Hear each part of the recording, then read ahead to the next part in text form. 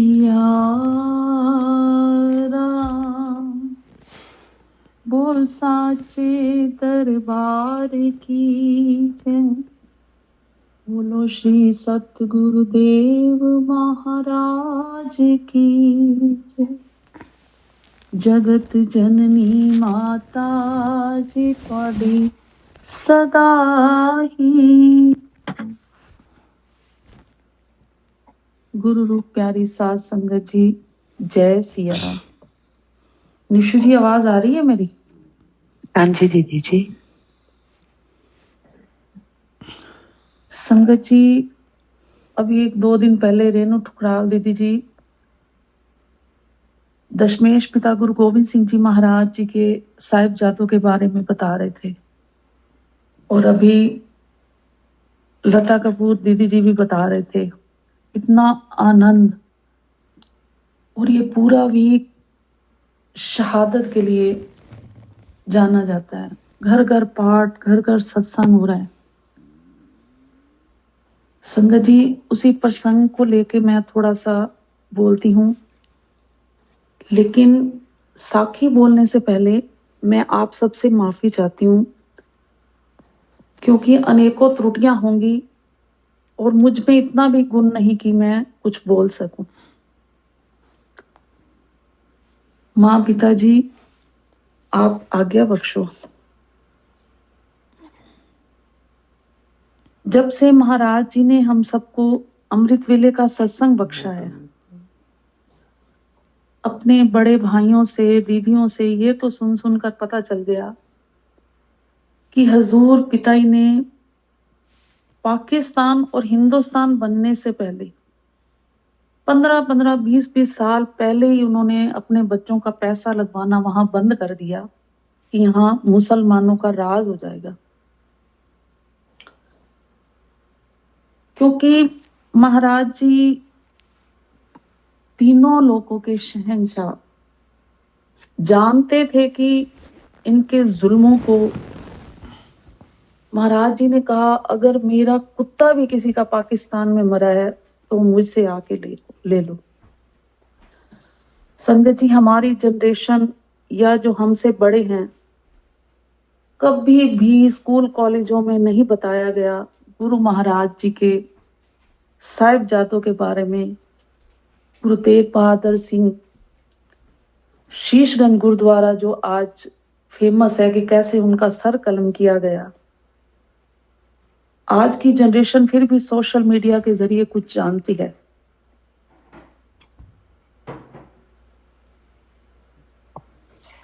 ये सप्ताह उन 4 साहिबजादों की याद में समर्पित है, जिन्होंने सिख और हिंदू धर्म की रक्षा के लिए बलिदान दिया। गुरु गोविंद सिंह जी महाराज जी की माता गुजरी जी, जो गुरु तेग बहादुर जी की पत्नी थी, जिनका सर कलम करके मुगलों ने किया, और जो आज शीशगंज गुरुद्वारे के नाम से जाना जाता है। जब गुरु जी का सर कलम किया गया तो गुरु गोविंद सिंह जी महाराज जी की आयु केवल 9 वर्ष थी, और उनके हाथ में अपने पिता का सिर था। महाराज जी के 4 साहिबजादे, जुझार सिंह जी, जोरावर सिंह जी, फतेह सिंह जी, और माता गुजरी इनके साथ। गुरु गोविंद सिंह जी महाराज जी के छोटे साहिबजादों की शहादत को जब भी याद किया जाता है तो सब संतों के मुख से एक ही लफ्ज निकलता है, निकियां जिंदा वड्डा साका। कलगी वालिया आनंदपुर छड़ दिता, घोड़ा किसे पासे जोड़ा किसे पासे। कलगियां वालिया आनंदपुर छड़ दिता, घोड़ा किसे पासे जोड़ा किसे पासे। खेरू खेरू हो गया परिवार, थोड़ा किसे पासे थोड़ा किसे पासे। खेरू खेरू हो गया सब परिवार, थोड़ा किसे पासे थोड़ा किसे पासे। मात्र 9 वर्ष की आयु थी गुरु गोविंद सिंह जी महाराज जी की जब उन्होंने गुरु नानक देव जी की गद्दी संभाली। उधर औरंगजेब ने ऐलान कर दिया कि कोई हिंदू पगड़ी नहीं पहन सकता, कोई हिंदू जनेऊ नहीं पहन सकता, तिलक नहीं लगा सकता। जब हिंदुओं पर इतना अत्याचार बढ़ गया तब महाराज जी ने जवाबी ऐलान में कहा कि ऐसा अत्याचार हम होने नहीं देंगे। इसी तरह जंग की शुरुआत हुई। सरसा नदी पर गुरु गोविंद सिंह जी महाराज जी का परिवार जुदा हो गया और एक और जहां बड़े साहिबजादे दोनों गुरु जी के साथ चले गए और वहीं दूसरी ओर छोटे साहिबजादे जोरावर सिंह जी और फतेह सिंह जी माता गुजरी के साथ रह गए। महाराज जी ने जब अपना काफिला लिया तो 40 सिख उनके साथ थे और 2 साहिबजादे थे। तो उन्होंने 5-5 सिखों का जत्था बनाकर, फौज बनाकर 5-5 सिखों की, और मुगलों की जो सेना थी वो 10 लाख की थी। 5 सिख और बड़े साहिबजादे जी उनके साथ गए। तभी तो गुरबानी में आता है, 1.25 लाख से एक लड़ाऊं तब गोविंद सिंह नाम कहाऊं। जब दोनों साहिबजादे शहीद हो गए तो दूसरी ओर माता गुजरी जी, जोरावर सिंह जी और फतेह सिंह जी जो माता गुजरी जी के साथ रह गए थे सरसा नदी पर, उनके साथ ना कोई सैनिक, ना कोई परिवार का बंदा, ना कोई उम्मीद जिसके सहारे वो अपने परिवार से मिल सके। संगत जी, कल्पना करके भी रूह कांप जाती है कि कैसा रहा होगा वो मंजर। इस विछोड़े को एक कवि ने अपनी कविता में लिखा, वाटा लंबिया ते रस्ता पहाड़ दा, तूरे जांदे कुरा दे लाल जी, सरसा नदी ते भी छोड़ा पै गया, उस वेले दा सुन लो हाल जी, वाटा लम्मिया ते रस्ता पहाड़ दा, तोरे जांदे कुरा दे लाल जी, सरसा नदी ते भी छोड़ा पै गया, उस वेले दा सुन लो हाल जी, रात हनेरी बिजली लिशके राज जंगलां दे पै गए ने, रात हनेरी बिजली लिशके राज जंगलां दे पै गए ने, रेशम नाल सोहल शरीर नू दुखड़े सहने पै गए ने, छोटी उम्र ते 2 बाल जी, माता गुजरी उन्हां दे नाल जी, सरसा नदी ते भी छोड़ा पै गया, उस वेले दा सुन लो हाल जी, कहर दी सरदी हड्डियां चीरे बाल निहाड़े कंबदे ने, कहर दी सरदी हड्डियां चीरे बाल निहाड़े कंबदे ने, उंगली फाड़ के मां गुजरी दी राह पत्थरां तो लंघदे ने, कदों जीत ते जो जावर वीरे आउणगे, माता गुजरी तू पुछ दे सवाल जी। सरसा नदी ते भी छोड़ा पै गया, उस वेले दा सुन लो हाल जी। उमर नियाणियां दो बच्चियां दी, एक मां बुढ़ड़ी साथ करे। उमर नियाणियां दो बच्चियां दी, एक मां बुढ़ड़ी साथ करे। बेदोषां इन्ना निर्दोषां दा कौन है जो इंसाफ करे। कैसी होनी ने खेड़ी चाल जी, गंगो पापी उना दे नाल जी। सरसा नदी ते भी छोड़ा पै गया, उस वेले दा सुन लो हाल जी। बाटा लंबिया ते रस्ता पहाड़ दा, तुरे जांदे गुरां दे लाल जी। सरसा नदी ते भी छोड़ा पै गया, उस वेले दा सुन लो हाल जी।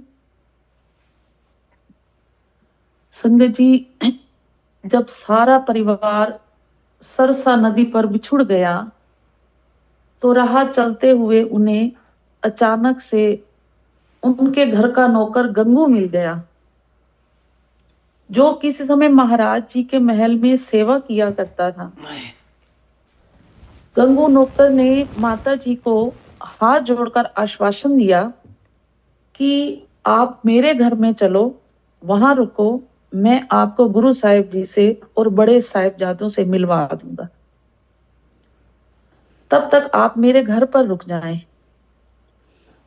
माता गुजरी जी और साहिबजादे गंगू नौकर के साथ उनके घर चले गए, पर वह उनकी नीयत और बेवफाई से वाकिफ नहीं थे।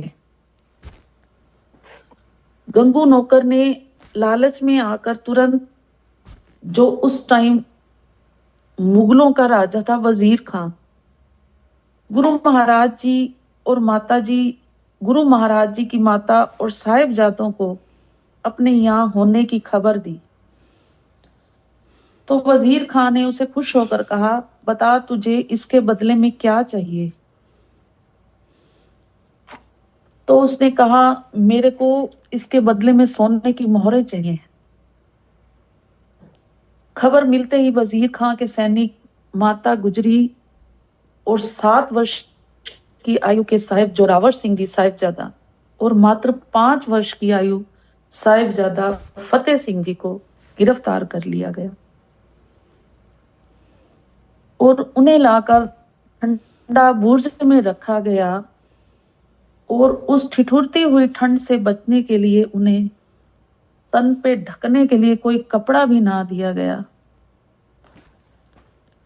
संगत जी, वहां का इतिहास जो लिखा हुआ है गुरुद्वारे के बाहर, वो ऐसा लिखा हुआ है कि जो साहिबजादे थे ना, माँ जी के साथ चलते चलते उनके पैरों में ना छाले हो गए और वो ठंडे बुर्ज में जब रखा गया ना, तो ठंड की वजह से ना उनके जख्म इतने अकड़ गए कि वो पैर भी सीधे नहीं हो पाते थे और जो उनके तन पे कपड़े थे ना, वजीर खान ने वो भी उतार लिए। संगत जी, कल्पना करके देखें कि केवल 7 वर्ष और 5 वर्ष की आयु, कितने मासूम बच्चे होते हैं और इतना जुल्म। आज भी जहां जहां साहिबजादों पे जुल्म किए गए, वो आज भी गुरुद्वारे और पूजा के योग्य बने हुए हैं, जो ठंडा बुर्ज गुरुद्वारा के नाम से जाना जाता है। गंगू नौकर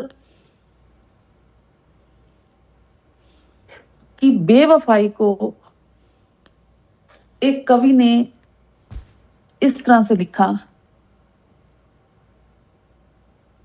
लेवे गंगो पापिया लानता संभाल वे, निहाच शहीद हो गए गोविंद लाल वे, निहाच शहीद हो गए गोविंद लाल वे, लेवे गंगू पापिया लानता संभाल वे, निहाच शहीद हो गए गोविंद लाल वे, निहाच शहीद हो गए गोविंद लाल वे, बच्चे आंदे दिला दिया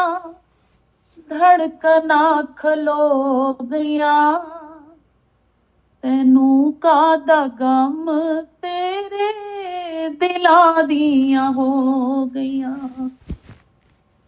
बच्चे आंदे दिला दिया धड़कना खलो गया, तेनू कादा गम तेरे दिला दिया हो गया,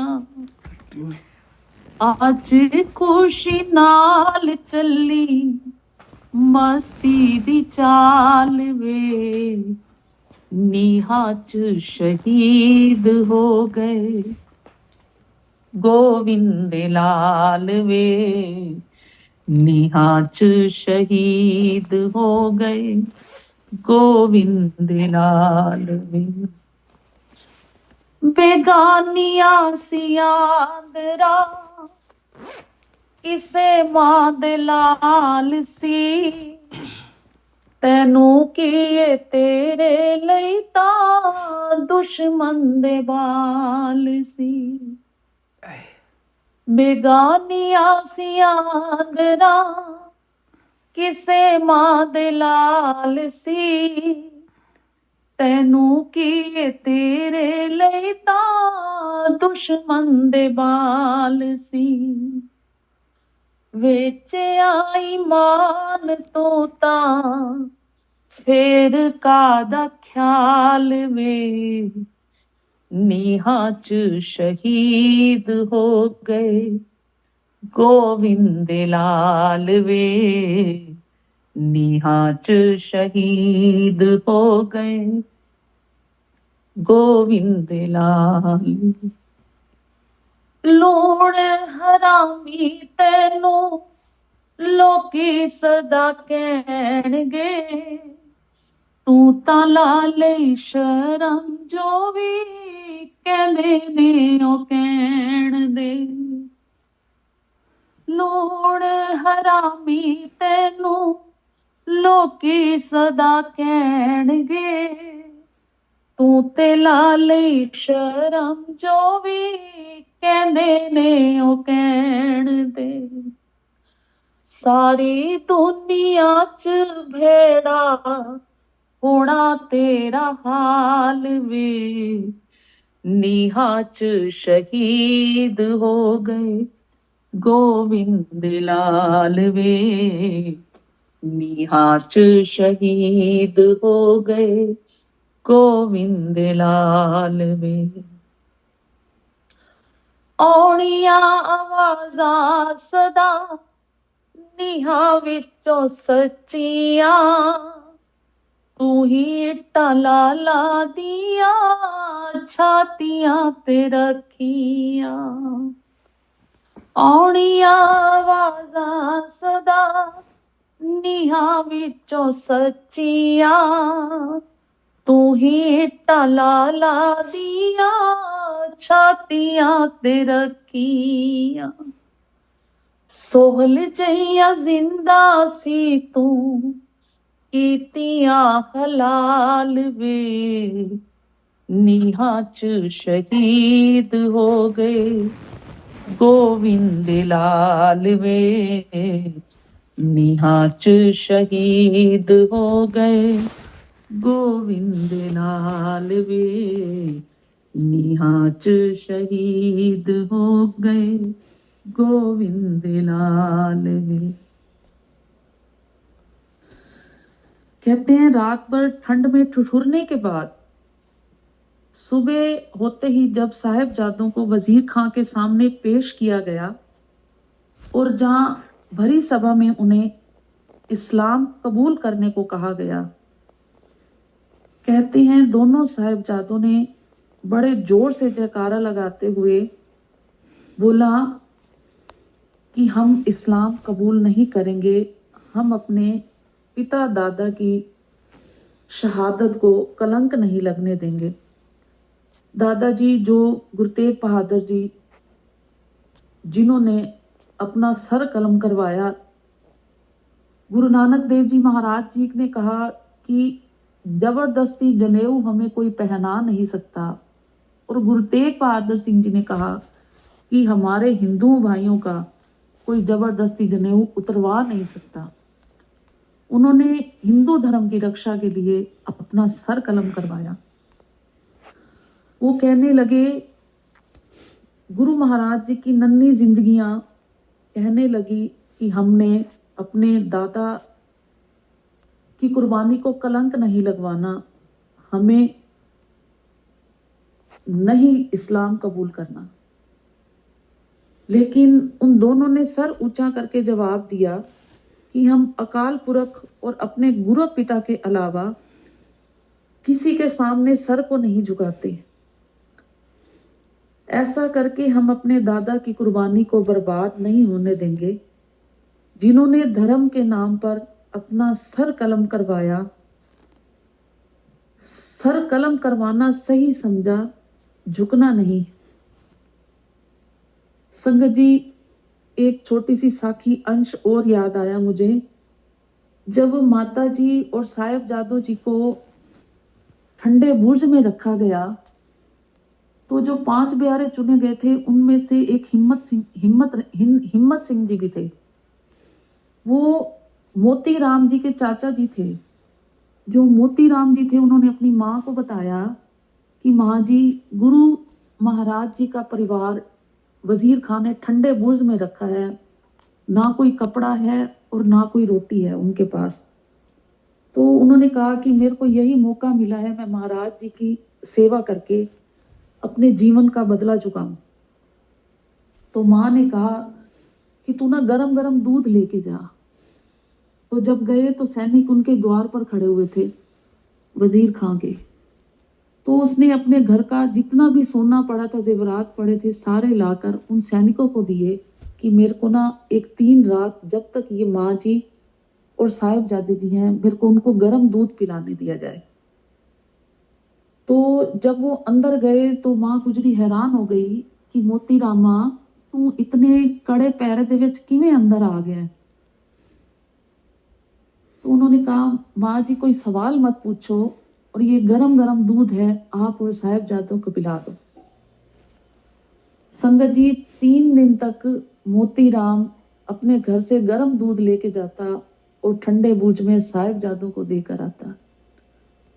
कहते हैं वो जो बाहर इतिहास लिखा हुआ है गुरुद्वारे के, कहते हैं माता जी के ऊपर एक शॉल थी, वो भी उन्होंने ले ली। तो माँ दोनों बच्चों को, एक को राइट साइड की बगल में और एक को बाईं बगल में लेके ऐसे उनको हीट देती थी कि मेरे बच्चों को ठंड ना लगे।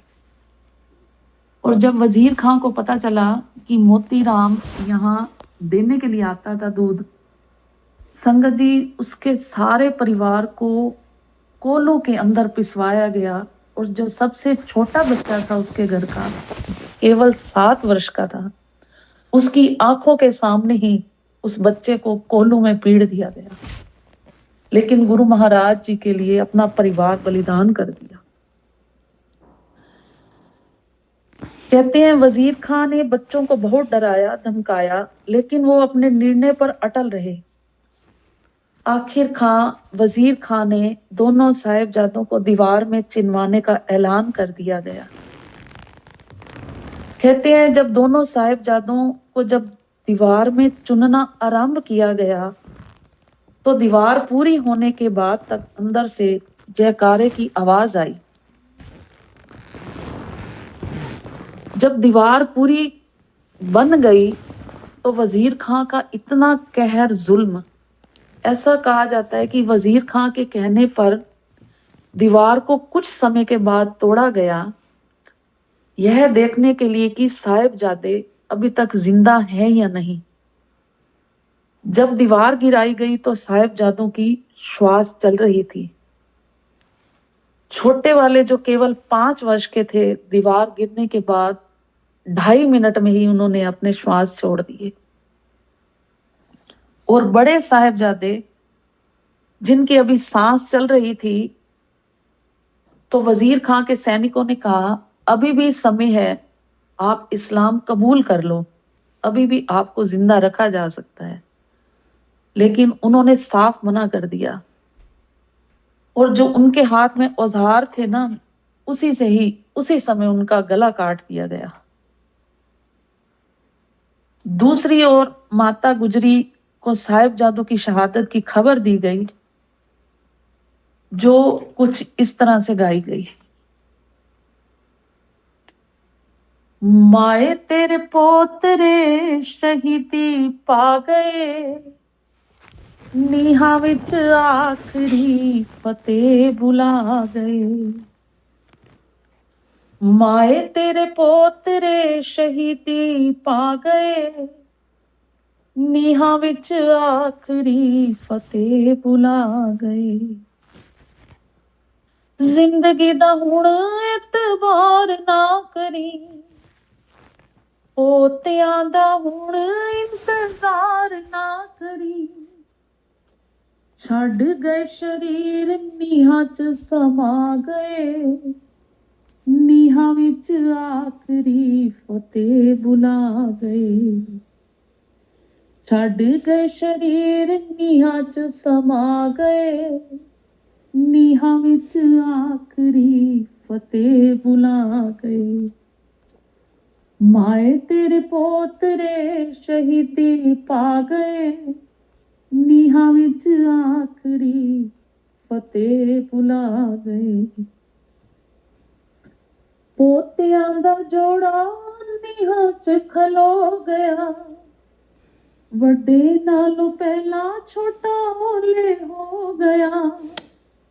पोतियां दा जोड़ा नीहा च खलो गया, वड्डे नालों पहला छोटा होले हो गया।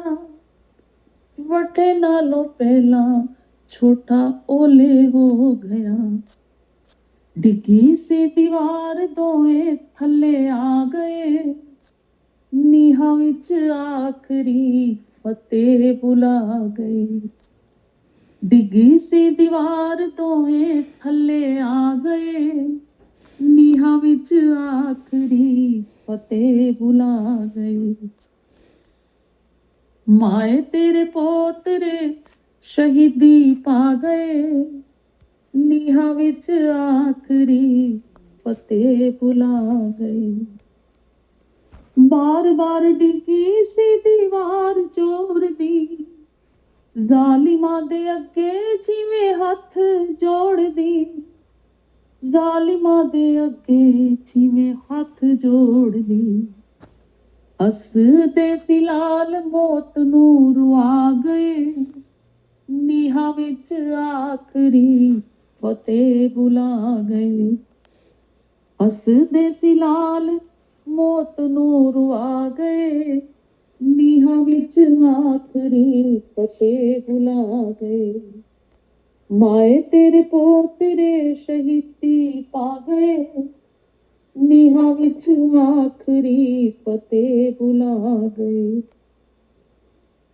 दम घुटिया सी तां बेहोश हो गए, गूंजदे जयकारे सी खामोश हो गए।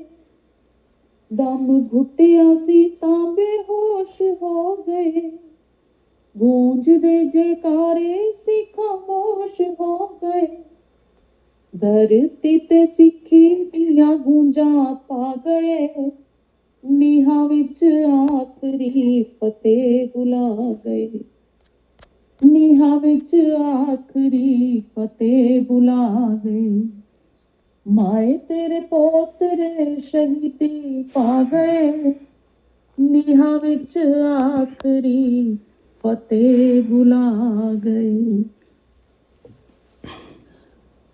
उधर दूसरी ओर साहिबजादों की शहीदी की खबर सुनकर माता गुजरी जी ने भी अपने प्राण त्याग दिए। इसके बाद साहिबजादों और माता गुजरी जी के पार्थिव शरीर का अंतिम संस्कार करने के लिए वजीर खां की तरफ से कोई जगह नहीं दी गई। दीवान टोडरमल जी ने गुरु परिवार के अंतिम संस्कार के लिए जगह मांगी, लेकिन वजीर खां ने कहा कि जितनी जगह तुझे चाहिए उतनी सोने की मोहरें बिछाकर तुझे जगह लेनी होगी।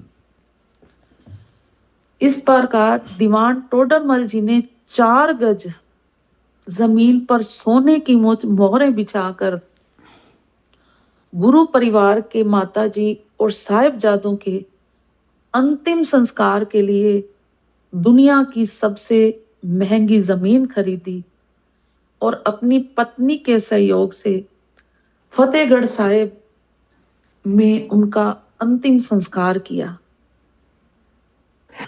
संगत जी, कितना फर्क आ जाता है नियत और बेईमानी में।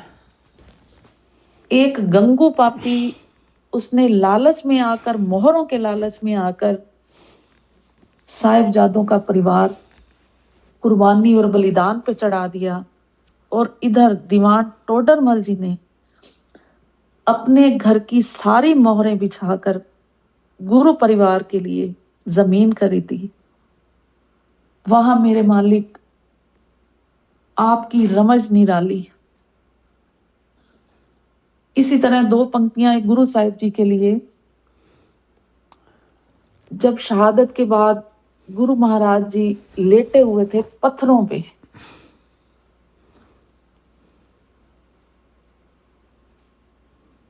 शन माता गुजरी दा सुता, कंडियां दी सेज विछाई,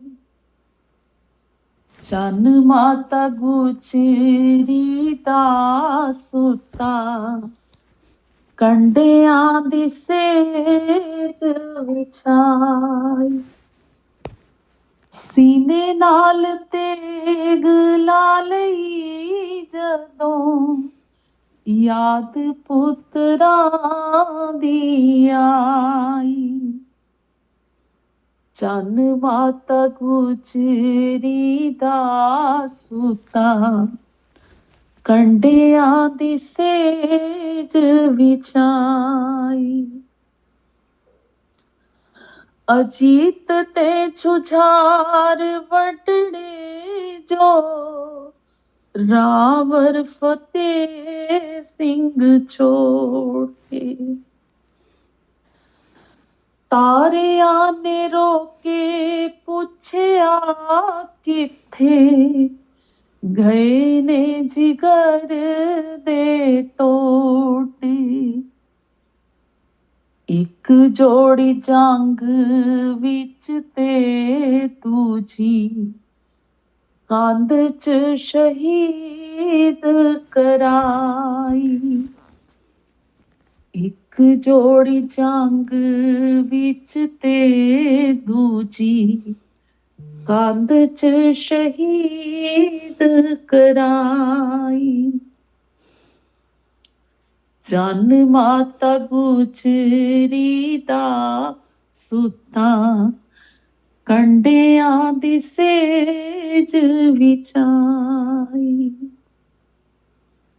एड़ियां गुलाल रंगियां सोज, पक के फटण नू आया,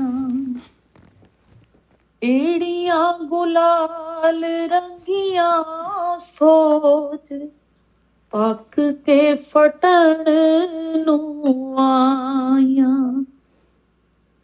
ओदे छाप दिया पब्बा ते लोकां ने बूटियां लाइया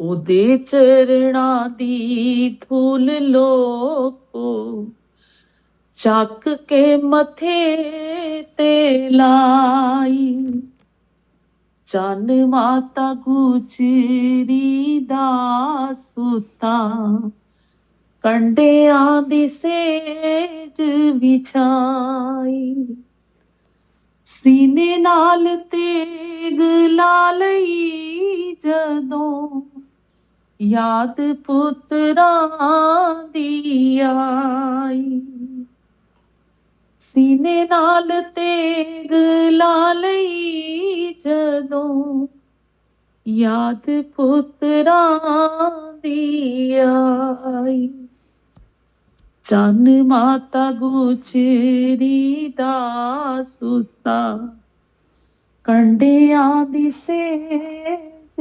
विछाई। संगत जी, ये थोड़ा सा लेख मैंने गुरु महाराज जी के साहिबजादों को समर्पित किया। बोलने में अनेकों त्रुटियां हुई होंगी, आप अपनी छोटी बहन बच्ची बेटी समझकर माफ कर देना, क्योंकि इस टाइम महाराज जी माँ जी साक्षात विराजमान है। आप उनकी हाजिरी में माफ कर देना। निशु जी, आपको हार्डली इतनी ब्लेसिंग है, महाराज जी कदी तत्ती वाह भी ना लगन देवन, क्योंकि मैं तो ऐसी निकम्मी बच्ची हूं कि मैं वारी भी अपने हिसाब से एडजस्ट कराती हूँ कि निशु जी मेरे को इस टाइम पे दे देना। इस गुनाहगार को इस गुनाह के लिए माफ कर देना महाराज जी। संगत जी माफ कर देना, माफ कर देना।